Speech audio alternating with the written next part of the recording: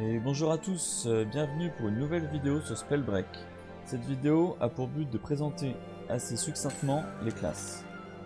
Alors, les classes, au nombre de 6 classes: Pyromancien, Toxicologue, Tailleur de pierre, Givrenet, Conducteur et Tempête. Chaque classe a ses propres spécificités. Malgré le fait que vous pouvez ramasser n'importe quel gantelet en jeu, la classe que vous choisissez avant chaque game définira les niveaux de compétences que vous pouvez acquérir. Les niveaux de compétences s'acquérissent à chaque nouveau cercle de zone en fait. Quand le premier cercle de zone se fait, vous avez la compétence de niveau 1 combustion pour pyromancien. Au deuxième cercle de zone, vous avez luciole, troisième cercle pyrolyse et quatrième incendie. Pour vous présenter d'abord la classe pyromancien, les deux compétences de base du pyromancien, c'est la fireball, donc c'est la boule de feu avec le clic gauche, et le mur de feu, flame wall. Ça invoque un grand mur de façon latérale, et si l'ennemi est dedans, attention à lui. Au niveau des niveaux de compétences, donc comme chaque classe, il y en a 4. Niveau 1, quand vous choisissez la classe de pyromancien, quand il y a un impact direct, ça embrase la cible pendant 2 secondes, donc ça lui fait des dégâts dans le temps, et le rayon est également augmenté. Au niveau 2, vous êtes immunisé à votre mur de feu, donc vous pouvez rentrer dedans, ça c'est nickel, sans prendre de dégâts. Niveau 3, le mur de feu fait beaucoup plus mal aux ennemis. Et niveau 4, lors de l'impact de la boule de feu, au lieu de faire un impact, ça génère 4 boules de feu. Voilà, donc je vais vous montrer ça directement dans le tuto.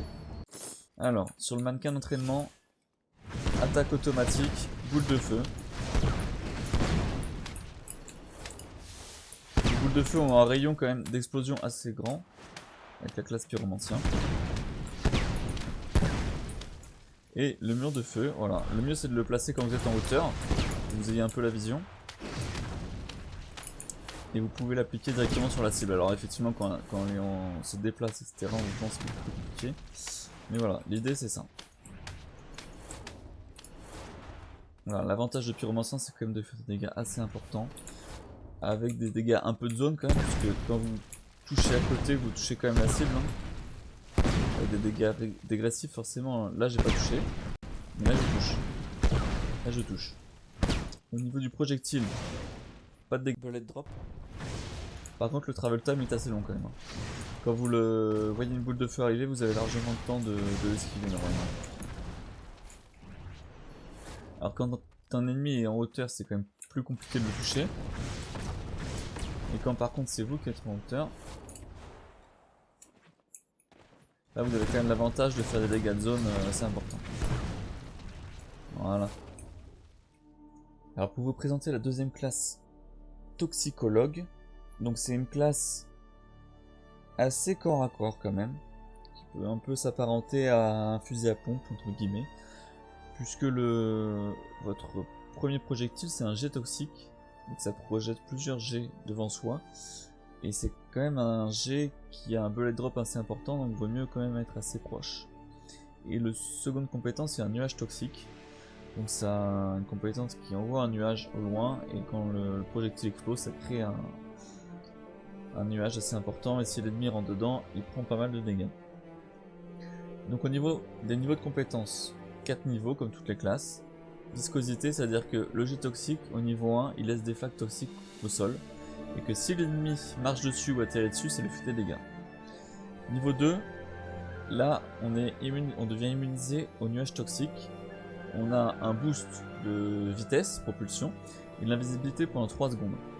Alors c'est assez fort parce que si vous rentrez dans le nuage, tac, vous êtes propulsé et vous êtes invisible.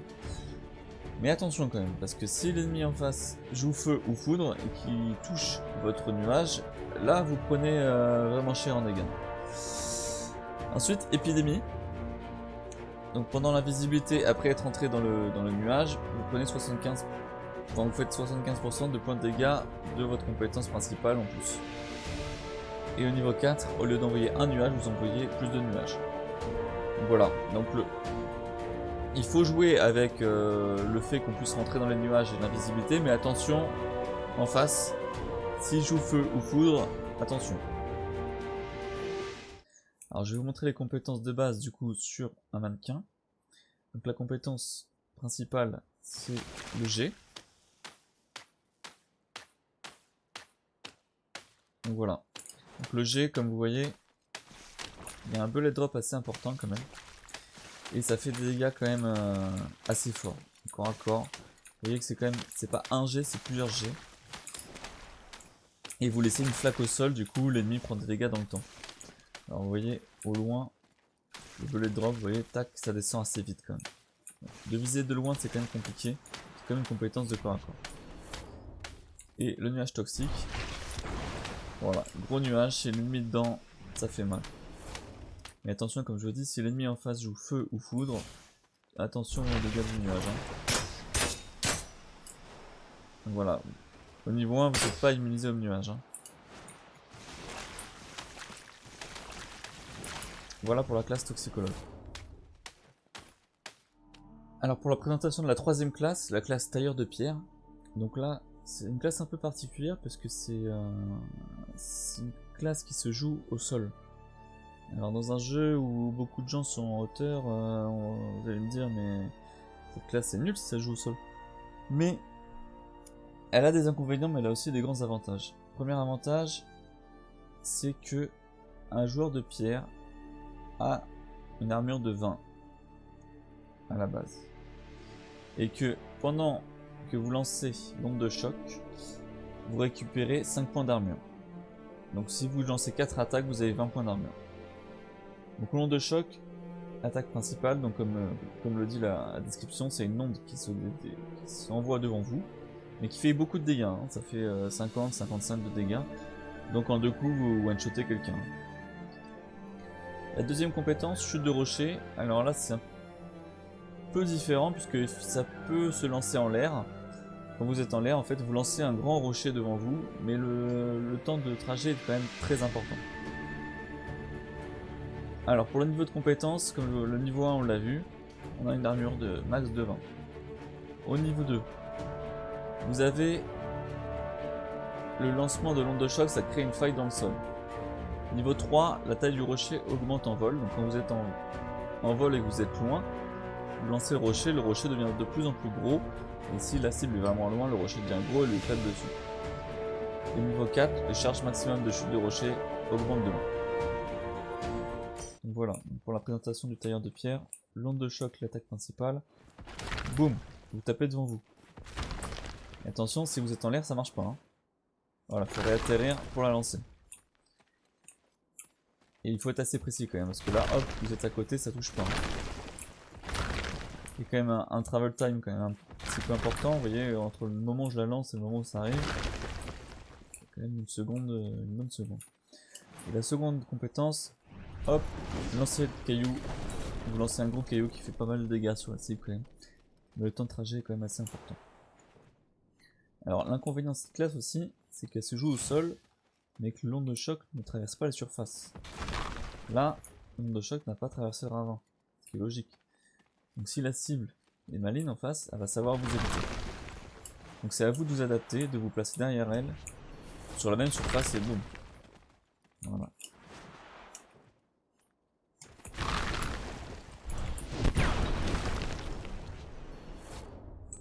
Alors présentation de la quatrième classe, Givrené. Alors ça c'est une classe un peu particulière, un peu différente des autres, puisque il faut quand même être assez précis avec cette classe. Parce que la compétence principale, c'est une lance en fait. Vous lancez une lance, et c'est une lance qui consomme quasiment tout votre mana, donc il faut être assez précis. La deuxième compétence, qui est complètement différente, c'est que ça crée une zone de froid autour de vous, et ça ralentit tous ceux qui sont pris dedans en fait. Donc ça les freeze pendant quelques secondes. Utiliser cette classe permet de se déplacer très vite en fait sur la carte, puisque ça laisse des traînées de glace et vous pouvez faire du patin à glace dessus en fait et vous allez très très vite. Deuxième niveau, la lance de glace. Dans les airs, vous planez plus souvent et donc vous pouvez mieux ajuster votre cible. Et ça met la cible en évidence pendant la visée. Troisième niveau, pendant que vous lancez le gel rapide, donc votre deuxième compétence, vous êtes immunisé aux dégâts. Quatrième niveau, lance de glace se cherche plus vite et fait beaucoup plus mal. Donc là, c'est vraiment la classe sniper du jeu. c'est la classe sniper du jeu, mais par contre il faut être assez précis. Donc c'est un peu particulier à utiliser. Donc déjà pour se déplacer, je vous montre. Vous tirez sur le sol et vous pouvez faire du patin à glace et aller beaucoup plus vite en fait. Hein. Voilà, si vous vous débrouillez bien après... Et vos alliés peuvent l'utiliser. Hein. Donc c'est vraiment teamplay. Au bout d'un moment ça se retransforme en eau. Ce qui est logique aussi. Alors, au niveau de la seconde compétence, hop, l'ennemi freeze, voilà, pendant quelques secondes et vous pouvez l'ajuster avec votre compétence principale. Donc, comme je vous ai montré, par contre, il faut être vraiment assez précis. Parce que vous mettez un temps à bander l'arc et boum.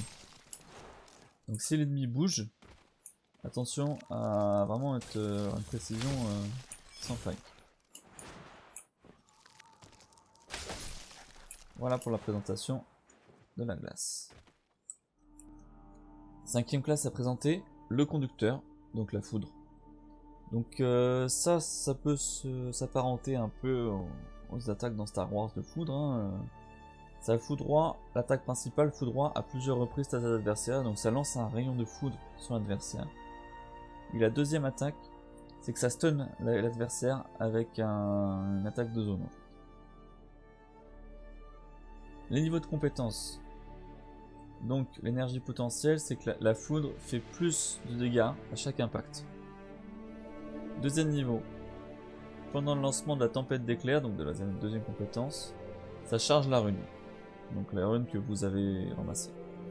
Troisième niveau. Pendant le lancement de la tempête d'éclairs, il n'y a aucun coup de mana du sort pendant 4 secondes. Donc ça c'est assez fort quand même, le troisième niveau. Et quatrième niveau, la tempête d'éclairs fait 4 frappes de plus. Donc ça c'est fort, mais bon, en général l'ennemi est assez malin pour pas rester dedans. Donc là, il n'y a pas forcément, c'est pas forcément une classe où il y a vraiment besoin d'être très précis, mais faut quand même viser l'adversaire. C'est pas une attaque de zone, comme vous allez voir. Voilà, faut quand même être dessus. Quoi. Donc il n'y a pas besoin de cliquer, vous pouvez rester appuyé, c'est une attaque qui est quand même assez facile à lancer. C'est une attaque qui peut se lancer d'assez loin quand même. Hein. Donc forcément des dégâts dégressifs, mais c'est une attaque avec le projectile qui est rapide, donc comparé au feu, au poison, etc. c'est quand même assez fort. C'est une attaque où il y a moins besoin d'être précis que la glace, mais voilà, faut quand même viser l'adversaire. Deuxième compétence, attaque de zone, boum, et ça stun l'ennemi en fait. Pendant quelques secondes il ne peut plus bouger, et là vous pouvez l'annuler. Voilà pour la présentation de la foudre. Enfin, dernière classe à présenter, tempête, donc vent. Donc c'est une classe, c'est je pense la classe la plus difficile à maîtriser. Alors vous avez deux types de compétences. Vous avez rafale de vent, donc c'est une compétence assez rapide à envoyer, qui envoie beaucoup, qui s'envoie assez rapidement, mais qui fait pas beaucoup de dégâts. Et deuxième compétence, ça invoque une tornade qui emporte tes adversaires. Donc si vous invoquez la tornade à proximité, ça emporte les adversaires et donc après vous savez où ils vont être et vous allez pouvoir les attaquer. Donc en général c'est une compétence pas très simple à lancer parce que les adversaires savent contrer les tornades, ils savent à peu près où elles vont être et voilà. Les niveaux de compétences, donc ce qui est très intéressant en jouant vent, c'est que quand vous faites un impact de rafale du vent au sol, vous montez en l'air. Donc ça c'est très fort. Parce que vous pouvez monter en l'air pour passer des obstacles, pour quand vous battez avec des ennemis, vous pouvez monter en l'air assez rapidement. Deuxième niveau, alors bon, ça c'est le moins important de tous je trouve, c'est que vous êtes immunisé à vos tornades, donc vous n'êtes pas attiré par vos tornades. Et quand vous entrez dedans, vous êtes propulsé dans les airs. Troisième niveau, quand vous êtes dans les airs, vous avez des dégâts de sort de 20% de plus.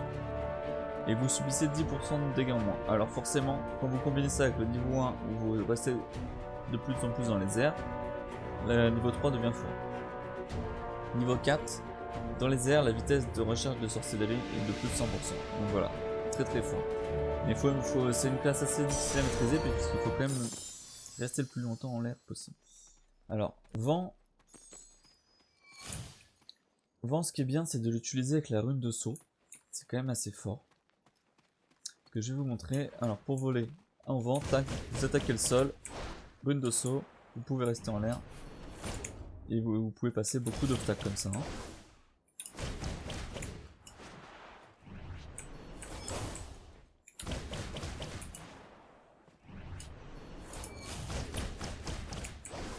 Voilà, vous pouvez monter des surfaces quand même, passer des surfaces, des hauteurs assez importantes quand même, juste en utilisant la technique hop, hop.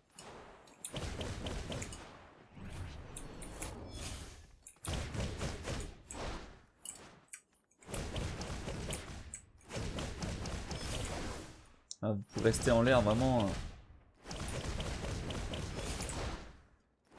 vraiment longtemps.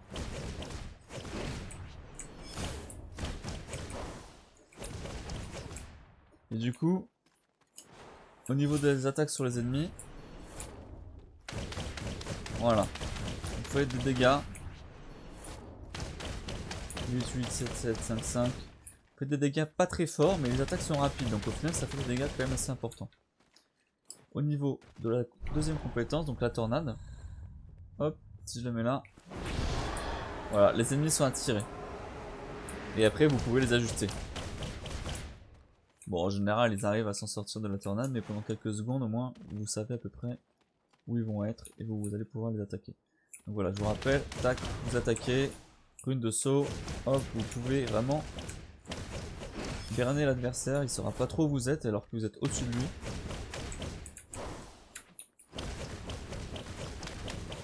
Voilà, donc voilà, au niveau de la classe de vent, c'est vraiment une classe assez particulière à utiliser, assez difficile à maîtriser, mais assez intéressante quand même une fois maîtrisée.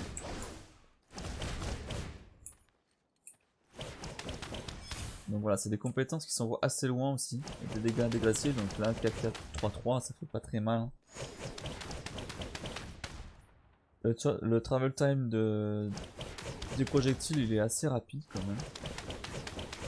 Et il faut quand même être précis, mais si vous êtes juste à côté, ça touche quand même. Hein. Voilà.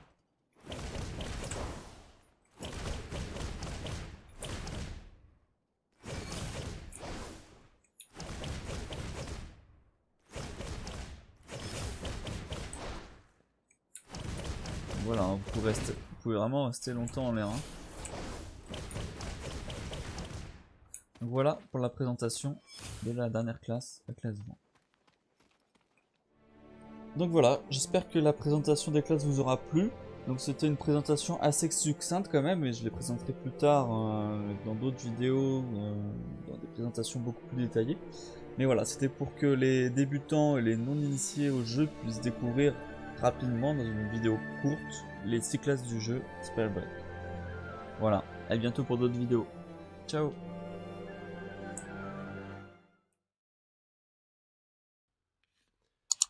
Merci à toi.